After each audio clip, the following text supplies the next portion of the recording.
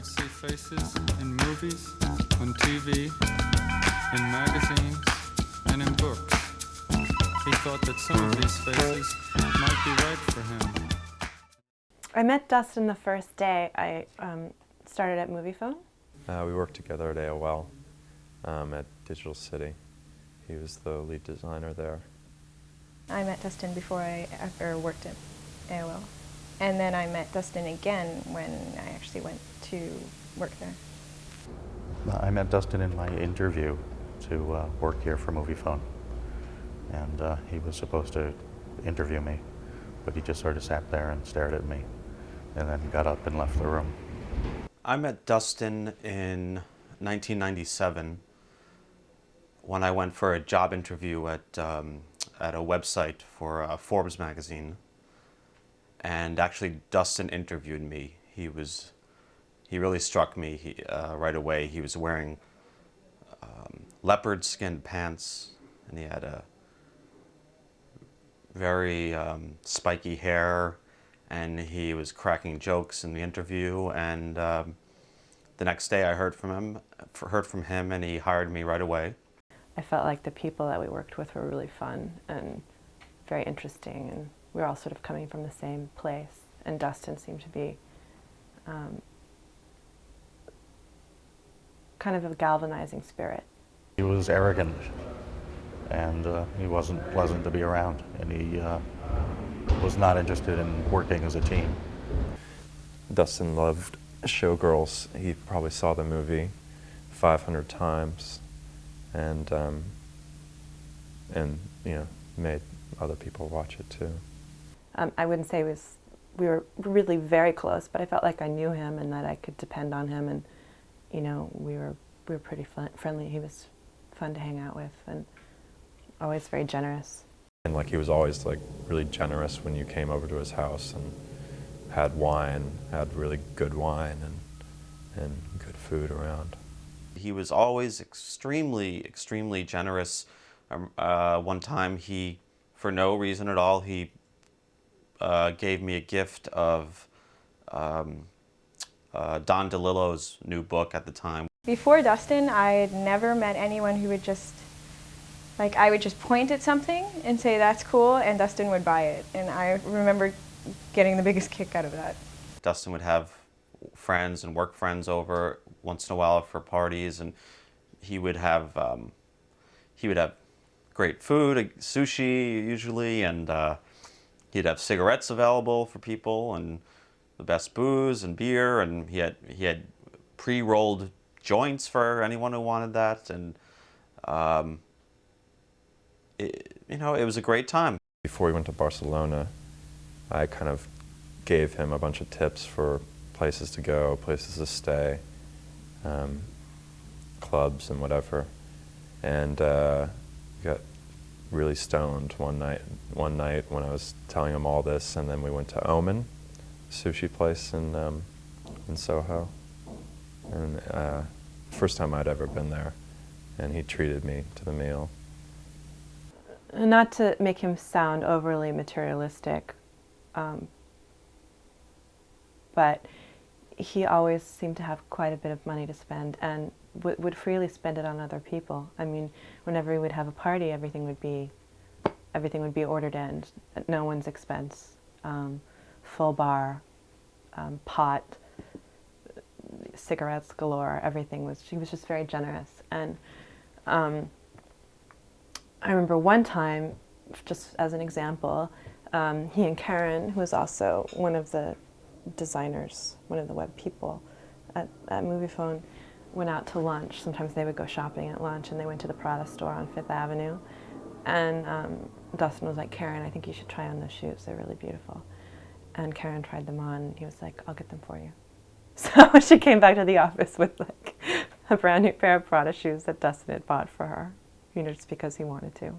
Dustan never bought me any objects, but he did take me out to dinners and drinks and shows and stuff like that. By keeping an ideal facial structure fixed in his mind, or somewhere in the back of his mind, that he might, by force of will, cause his face to approach those of his ideal. change would be very subtle. It might take 10 years or so. Gradually, Dustin decided he was leaving his job, and not just that, but leaving New York City and moving with Jose to Spain. We went out to a bar in Spain, and I remember him saying, when we went to get cocktails, he warned me, he said, you know, the drinks are much more expensive here than they are in New York, which I thought was a little bit odd because that he never had any kind of money problems in New York. He was always living large. In the spring, early spring of 2001, I received a phone call from Dustin from Spain while I was at work. I was very surprised to hear from him, but it was nice to hear from him. And he was calling to ask if he could borrow some money. And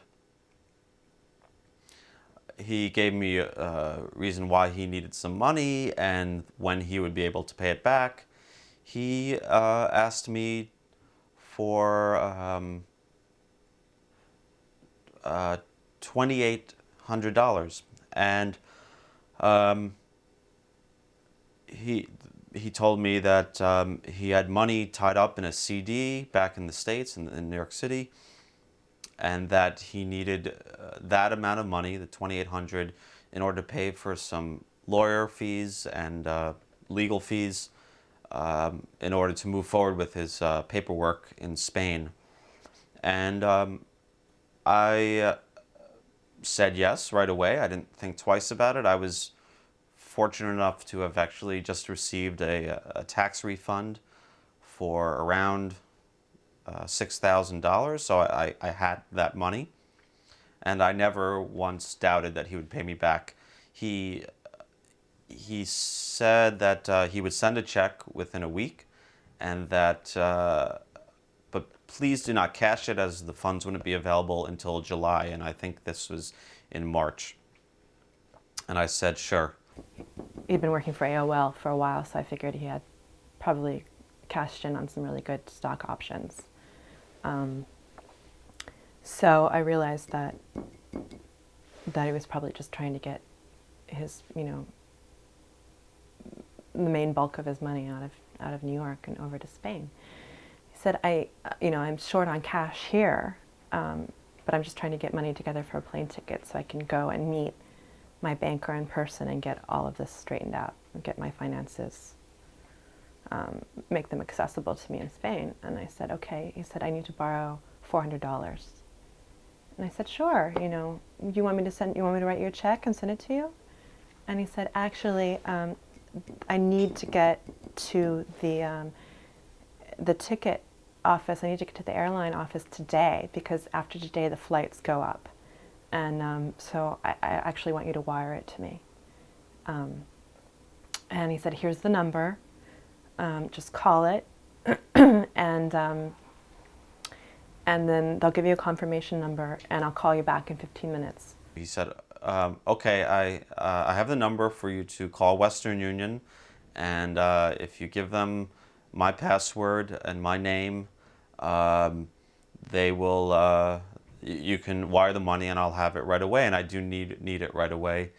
And by the way, I'm using a different last name. He said, you need to make it out in my name, like give them my name, and you need to have your bank account information ready. I said, okay. I said, so I should make it out to Dustin Shepard. And he was like, actually, no, one more thing. I'm actually going by my father's name. I'm not going by Shepard anymore. And he gave me, I don't remember what the name was, but he gave me some different last name that I didn't know about. It was the first time Dustin kind of came down to like my reality, because money, the whole lifestyle thing had been such a difference between us that seeing him in Spain, it was the first time I ever saw him acting frugal. Within 3 or 4 months after my visit to Spain, he borrowed some money, supposedly for a ticket to come back to New York. In about 2 weeks, I received a check from him, as he said, for that amount of money, and I would just wait until June to cash it. About 2 months later, I received another call from Dustin from Spain. This time also asking for money, I think for about $3,000. And he said, the reasons he gave me again were, seemed to make sense and were valid, and he said how he was actually going to fly to New York soon and settle his finances, and he'd be able to pay me back that remainder when he returned. And again, I said sure, and I had always, I remembered how generous he had always been to me, and I felt he was in need, and I would help him, and I wired him the money as he requested, and he said he would be sending another check for the $3,000. And about a month or so passed, a little bit more, and by then it was nearing June when I could cash the original check, and I didn't receive the second check. I called him in Barcelona, and Dustin picked up, and I was like, Dustin, what's going on? I thought you were supposed to be here. You know, where are you? Why aren't you here? And he was like, Melissa, you're never going to believe this, but a hurricane hit Barcelona just this week when I was supposed to be flying out, and all the flights have been grounded. My flight was canceled. You remember my friend Chichi? His friend in Barcelona named Chichi. And I said, yeah. He said, you know, Chichi lived in Barceloneta, that, you know, the peninsula off the side of the city, you know, where the beach is. I said, yeah, I remember Barceloneta. He was like, well, all of Barceloneta has been flooded. Chichi's had to leave her house because her house, she's like on the 4th floor. The floodwaters had reached the 4th floor, and like she's crashing with me and Jose. And I was like, okay. Not knowing that Barcelona was particularly hurricane prone, being off the Mediterranean. So he was like, I thought it was a little bit far-fetched. And he said, but I'm going to be there at the end of the month. We'll hang out. I'll pay you back. And I was like, well, you know, thinking to myself, I hope I see you, but I'm certainly not going to lend you any more money. So after that happened, after I found out about the hurricane, I was like, maybe I should call some people that we used to work with and see if anyone knows what's really going on with Dustin. You know, what the deal is, if anyone else had actually lent him money. And you called some people? Yeah, the first person I called was Rachel. You know, and I called her, she wasn't working for Moviefone anymore, and I called her at her new job, and I left a message for her on her voicemail, and she called me back like right away. Like 2 minutes later. She said, MK, because that was her nickname for me. She said, MK, what's going on? She said, did you lend him money? I said, yes, I did. She said, oh man, you know,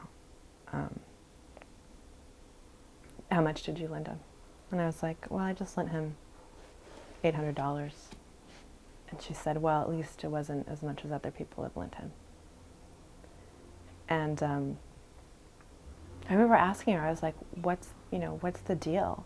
And I can't actually remember if she'd lent him money or not. I don't know if she had. Maybe everyone was trying to be pretty respectful of Dustin, and if they'd lent him money, they weren't sharing it with other people because I think they felt like it was pretty embarrassing for him to have to ask for money. So everyone was being kind of quiet about it. And I think in that sense, perhaps amongst us, we didn't know how many people had actually lent him money amongst, you know, all of us that had been working with him. So I remember speculating with Rachel, trying to figure out if he had a drug problem. But I don't remember there being anything very, you know, to substantiate that. But so you had heard that you were not the only one? After I called Rachel, Rachel let me know that other people had lent him considerable sums of money. So how did you feel when you heard that he'd been borrowing money from numerous people and he had not paid them back? I was actually, I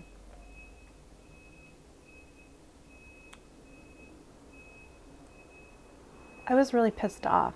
3 months later, when June came around, I tried to cash the check and they said there were no funds available in the account. And then he emailed me again asking for more money, and it seemed like he really needed it, so I sent it, and I never heard from him again. And soon I found out that he had done the same thing to Anne, to Rachel, to Eric, to Karen, to Dwayne, to David, and I don't know who else. And the last I heard from him, he was asking me for more money, and I said I couldn't, and that is truly the last I heard from him directly. He had no intention of paying it back. I didn't realize it at the time, but considering his track record, I'll never see it again. Dustin was arrogant and superficial. We had an adversarial relationship. Dustin had an impressive lifestyle. It was, it was enviable. I mean, it seemed like he was balancing a number of things that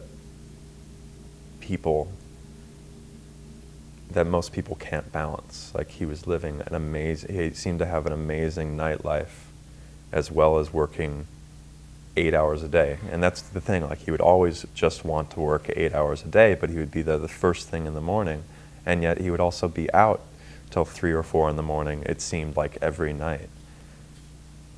And, he was going to very high-end restaurants, and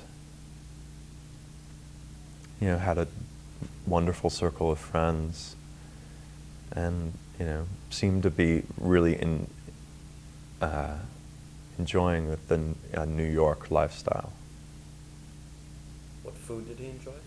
Sushi. Dustin loved sushi.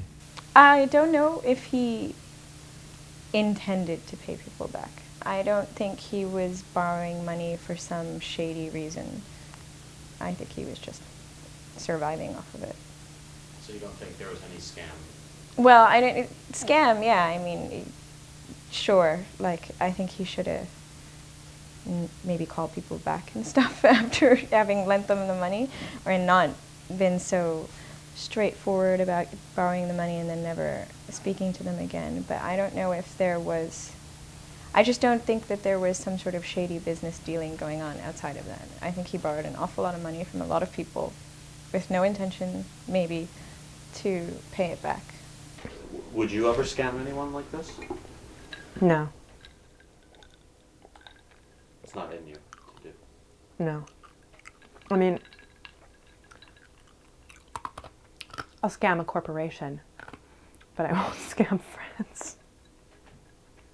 Mm-hmm. Have you ever scammed anybody or thought about it or tried to? Yes, I Yes. have. Like, In terms of money? Or? Not in terms of money. I mean, let's see. It's nothing ever really big. It's just more or less pushing to see how far you can push and seeing where it stops. But I never did anything really. I've never borrowed a large amount of money from anyone or anything like that. What was it? Was it friends or strangers or? No, corporate generally, entities? yeah. Generally, it was corporate entities and like strangers, but not friends. No. Would you ever scam friends? No, that I wouldn't do. Would you ever scam anybody? No, at this point in my life, I wouldn't do that, no. You have, maybe. No, I haven't, actually. I've never scammed somebody, but earlier in my life when I was younger, I might have. But I didn't. Have you ever scammed anyone or tried to or thought about it, or would you want to? No, no, I haven't ever. I mean, I'm trying to recall right now but like, the only thing that can, the only time I've ever like done something, intentionally mean or thought of like, or fantasized about intentionally fucking with someone is revenge, for when someone has done something evil to me. So certainly not to a good friend. Right. Or a friend. Certainly not. Absolutely. So, do you care to make any judgment or tell me what you think about what he did? Not so much why he was doing it, but just how you see it. Right. Well, I mean, on some level, it's brilliant. I mean, it's really because he had everyone fooled. Would I ever scam anybody like that?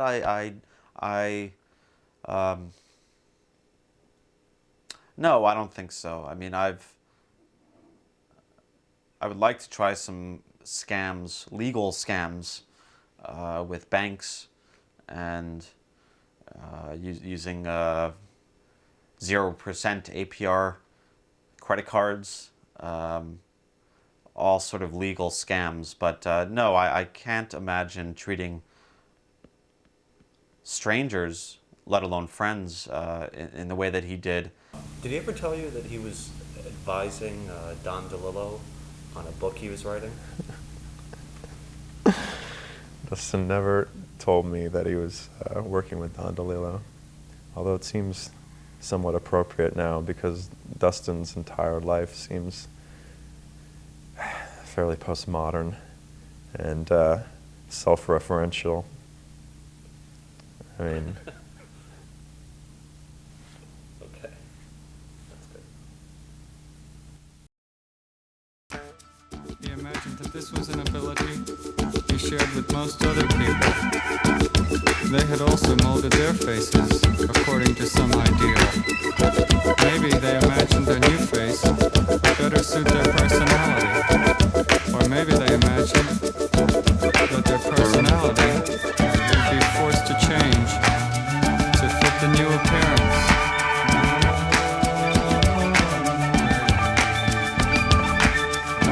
This is why first impressions are often correct. The last I heard about Dustin was just this week in preparing interviews.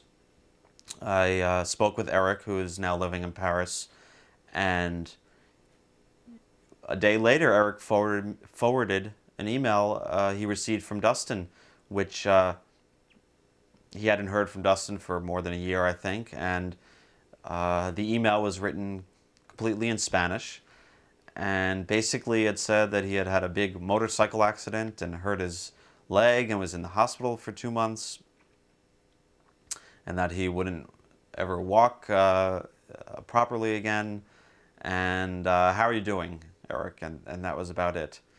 And that brings us up to date on what's going on with Dustin.